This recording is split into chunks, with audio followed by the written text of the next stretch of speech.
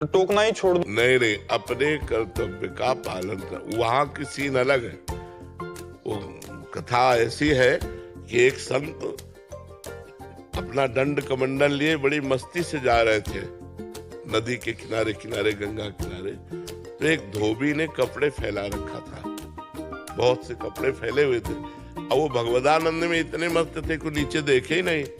तो उसके दो चार कपड़ों में उसके पैर, तो वो जिस कपड़े से डंडा से कपड़ा धोता था ना चाट से, वो लेके दौड़ा मारने के लिए। तो भगवान एकदम सावधान हो गए।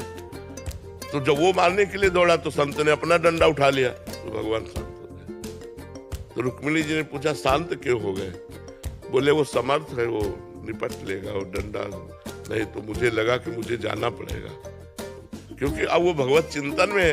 तो इसीलिए संत विरक्त और गृहस्थ आसक्त। अब आपका कर्तव्य है अपने पुत्र को पढ़ाना, डांटना, उसको सही मार्ग में लाना, ये कर्तव्य है। वो कर्तव्य में ये बात नहीं आती कि उस उदाहरण को यहाँ कर्तव्य। आप कोई सन्यासी थोड़ी हो, आप गृहस्थ हो।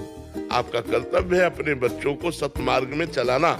दोनों अधिकार के द्वारा हम उनको उन्नतशील बनाए, उन्हें समाज सेवी बनावे, उन्हें राष्ट्र सेवी बनावे, उन्हें भगवत भक्त बनावे। तो ऐसा हमारा कर्तव्य है। नितिका अग्रवाल जी।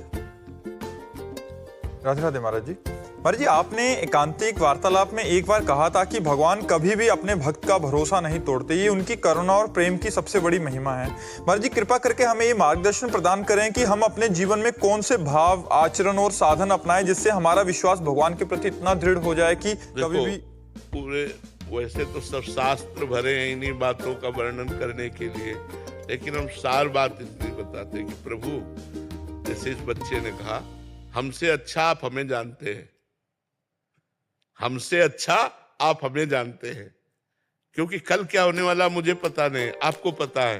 नाथ, जैसे हमारा मंगल हो, भाव हमारा होना चाहिए, जैसे हमारा मंगल हो मैं आपकी शरण में हूं। आप हमको वही सद्बुद्धि दीजिए, वही हमसे आचरण करवाइए, वही हमसे बात बुलवाइए जिससे हमारा मंगल हो।